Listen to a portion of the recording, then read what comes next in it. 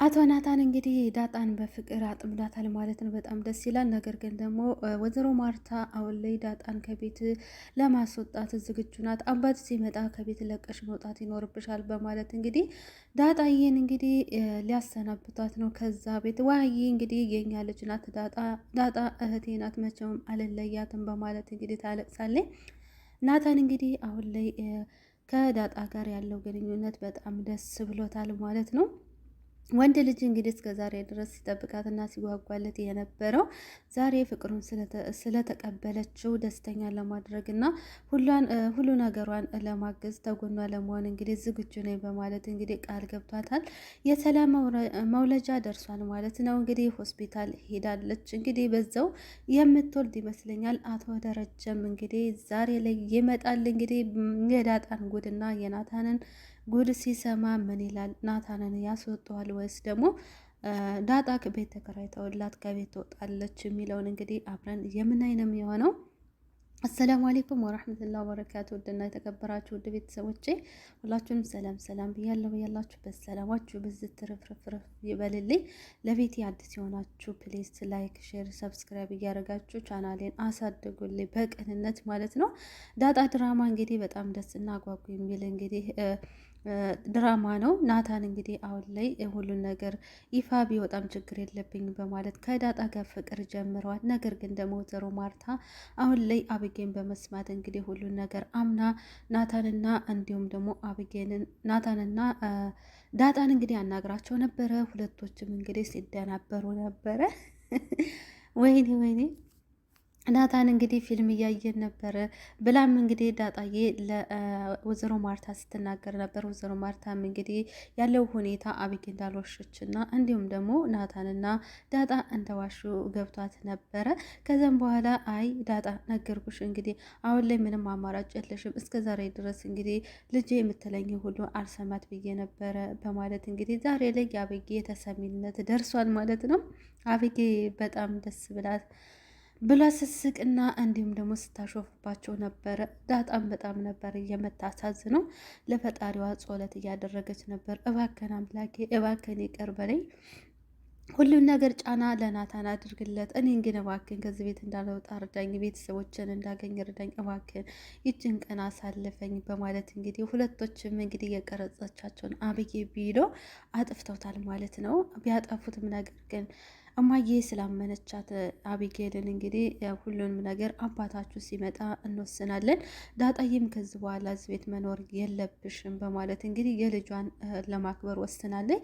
ልጇ እንግዲህ እንዲህ የሆነችበት ስበብ እሷ ከመጣች በኋላ ነው። ዳጣ ከመጣች በኋላ አብጌ በጣም አውሬና መጥፎ ሰው እንዲሁም ደግሞ አስተሳሰቧ ሰውን እየጎዳች እያለች ስለሆነ በቃ ከዚህ ቤት መውጣት ያለባት ዳጣ ነው ብላ ከዚህ ቀደም ነግረው ነበረ። አቶ ደረጀ ግን የገዛ ልጁ የአብራኩ ልጅ ስለሆነች አይ ዳጣማ አትወጣም፣ እንዴት ያደራ ልጄን አስወጣለሁ፣ መውጣትማ አያስፈልግም በማለት ሲላት ነበረ።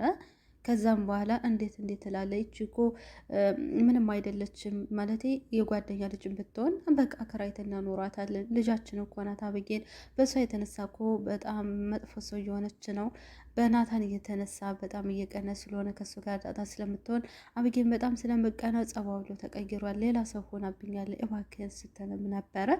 እንግዲህ ወይዘሮ ማርታ የገዛ ባሏ ማለት የአቶ ደረጀ ልጅ እንዳልሆነች እያወቀኝ ነገር ግን ሁሉን ነገር ለእሷ የምታደርገው ነገር በጣም ይገርመኛል። እና ሁሉንም ተስማምተው ግልጽ አውጥተው እውነቱን ቢናገሩ መልካም ነው። አቶ ደረጀም እንግዲህ ከሌላ ልጅ እንዳለው እንዲሁም ደግሞ ሰላም ሚስቱ እንደነበረች ወይም ደግሞ የአንድ ቀን ስህተት እንደሆነች ሚስቱ እንኳን አይደለችም፣ የአንድ ቀን ስህተት ናትና የአንድ ቀን ስህተት እንዲሁም ደግሞ በቃ የእውነት አቶ ደረጀ ምን አይነት ሀሳብ እንዳመጣ አላውቅም። ማለት የገዛ የልጁን እናት የውም የጠፋችው ዳጣ እናት ቤት አምጥቶ የቤት ሰራተኛ ማድረግ በጣም ትልቅነት ነው።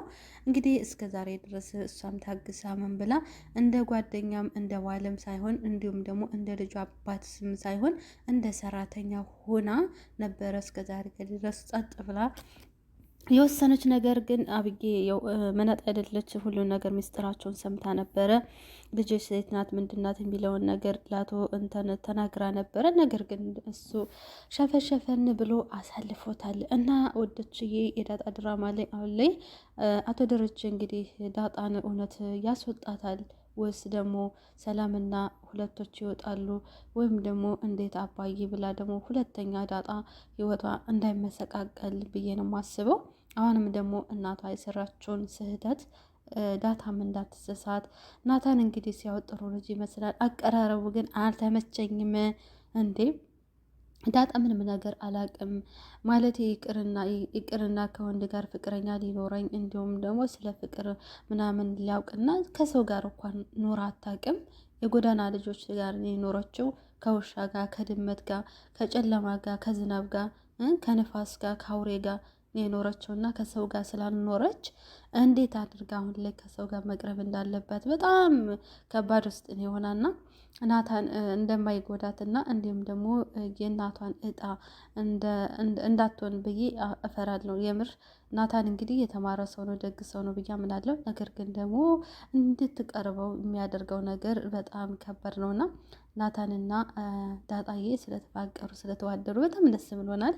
እንዲሁም ደግሞ አቶ ደረጀ እንግዲህ ናታን የገዛ ዳጣዬ ፍቅረኛ ወይም ደግሞ የወደፊት ባሏ ቢሆን ምኞቱ ነው እና አይከለክላቸውም ብዬ አምናለሁ።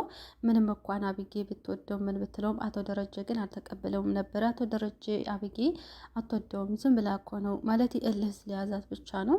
ዳታ ስለመጣችና እልህ ስለያዘችው ነው እንጂ በጭራሽ እነሱ ሁለቶች አይስማሙም በማለትም ከዚህ ቀደም ለማርታ ተናግሮ ነበር። ማርታ ግን የሀብታም ሰው ስለሆነ ደግ ሰው ስለሆነ እና እንዲሁም ደግሞ መልካም ሰው ጨዋ ሰው እንደ ባሏ ሰውን የሚረዳ ሰው የተማረ ሰው ስለሆነ ለልጇ ማድረግ ትፈልጋለች ወይዘሮ ማርታ ግን የልጆች እናት አይደለች። እናት ደግሞ የልጇን ደስታ የልጇን ጥሩ ፋንታ ምናምን ማምጣት ትፈልጋለች። እና እኔ ግርም ምን የሚለኝ ማለት ነው ወይዘሮ ማርታ አንዳንድ ጊዜ ጥፋት አለባት፣ አንዳንድ ጊዜ ደግሞ ለሰው ልጅ ያላት አክብሮት፣ ለሰው ልጅ ያላት ስነ ምግባሯ፣ ለሰው ልጅ አስተማሪነቷ በጣም ደስ ስላለኝ እና አሁን ላይ እንግዲህ ታቶ ደረጀ ጋር ወይዘሮ ማርታ የምትጣላ ነው ይመስለኝ። ምንድነው እሱም ማርታ አሁን ላይ ዳጣ ትወጣለች ብላ ወሰናለች ማለት ነው። እሱ ምንድነው እንግዲህ አቶ ደረጀ ከሄዱ በኋላ ያው እንግዲህ ፍቅር ተዝቀደምም አቶ ደረጀ እያለ እወድሻለሁ ምናምን ሲላት ነበረ። እስከ ዛሬ ድረስ ይጠብቃል ነበር። እሷ ቀርባ ናታንን እኮ እወድሃለሁ ለማለት ፈልጋ ነበር። ነገር ግን ደግሞ የገዛ እህቷን ፍቅረኛ ስለነበረ ነግራት አለ እልህ ነው እንጂ ያዘሽ ፍቅር አልያዘሽም። ስለዚህ ናታን አትጉጂው፣ ቅረቢው እያለች ብዙ ነገር ለማስተካከል እና ሁለቶችን ለማቃረብ ያልቆፈረችው ጉድጓድ የላትም። ለእህቷ ስትል ናታንን አለማውራት ዘግተው ነበር። መንገድ እየሸሸች ሁሉ ሲመጣባት አትምጣብኝ፣ ሲነካት አትንካኝ፣ በቃ አላድል ሲዋሩ እሷ ተነስታ ትሄዳለች ምናምን እና ለእህቷ ብዙ መስዋዕት ነበር የከፈለችላት ብታውቀው ኖሮ ማለት ነው። ነገር ግን ያቶ ደረጀ ልጅ እና የዚህ ቤት ልጅ ስላልሆነች ስታውቅ ምን አይነት ስሜት እንደሚሰማት አላቅም። ዳጣ ግን ምንም እንኳን ይቅርና እህቷ ብትሆንም ነገር ግን ደግሞ ያው አሁን ላይ እህቴ ናት በማለት እንግዲህ ብዙ ነገሮችን ጎዳና እስከ መተኛት አብራት እስከ መሆን ድረስ ደርሳ ነበረ። ነገር ግን አብጌ ድንጋይ ላይ ውሃ እንደማፍሰስ ነው። የሰውን ስሜት አትረዳም፣ የሰውን ነገር አትረዳም። ነገር መቆስቆስና ነገሮች ማፍረጥና እንዲሁም ደግሞ የእናቷንና የቤተሰቦቿን ሕይወት ስለማፈራረስ ነው የወሰነች። እንግዲህ ናታንና ዳጣ አሁን ላይ ያላቸው ግንኙነት በጣም ትንሽ የወጣ ነው። ነገር ግን ደግሞ አሁን ላይ ማን ይደርስባቸው ይሆን? ወይዘሮ ማርታ የምትደርስባቸው ይሆናል ብዬ አስባለሁ። ወይም ደግሞ አቶ ደረጀ የሚመጡበትን ሰዓት አያውቁም። ስለዚህ ሁሎችም ከቤት ወጥተዋል ብለው የራሳቸውን ደስታ እያጧፉ ይገኛሉ። ነገር ግን ደግሞ እነሱ ደግሞ አቶ ደረጀ ወይም ደግሞ ወይዘሮ ማርታ መታ እንደምታዋርዳቸው ነው የሚሰማኝ። ኦማይ ጋር ትላላችሁ፣ የምሬን ነው። ዳጣ ግን በእነዚህ አይነት ነገሮች በጣም ፈርታለች። ማለት ሰው ይመጣል እባክህን ናታን በቃ ከኔ ራቅ፣ ሁሉ ነገር እስከሚስተካከል ድረስ መራቅ ይኖርብሃል ብትለው፣ ናታን ግን የመጣ ይምጣ የፈለገው ይሁን ሁሉን ነገር ግልጽ ማድረግ አለብን በማለት እንግዲህ ሁለቶች ለመገናኘት ወስነዋል ማለት ነው። ዳጣዬ እንግዲህ መልካሙን እድል እንመኝልሻለን። አቶ ደረጀ ደግሞ ጥሩ ውሳኔ እንደሚወስን ተስፋ አደርጋለሁ። የገዛ ልጁን ግን ታስወጣት የእውነት በጣም ራስ ወዳድ ሰው ብዬ ነው የማስበው። ግን እንደዛ ያደርጋል ብዬ አላስብም። እስከ ዛሬ ድረስ የት ነበርሽ የኔ ጀግና? የሴት ወንድ በቃል አይደለም። አሁን ላይ ደግሞ ሰላምዬ ወንድ ልጅ ልትወልድለት ነው ብዬ አስባለሁ። ወንድ ልጅ ይመስለኛል ያረገዘችው። ስለዚህ አቶ ደረጀ ሲመኘውና ሲያልመው እንዲሁም ደግሞ የቤቱ ወይም ደግሞ የስራው በቃ ወራሽ ልጅ እፈልጋለሁ ወንድ ልጅ ሲል ነበረ።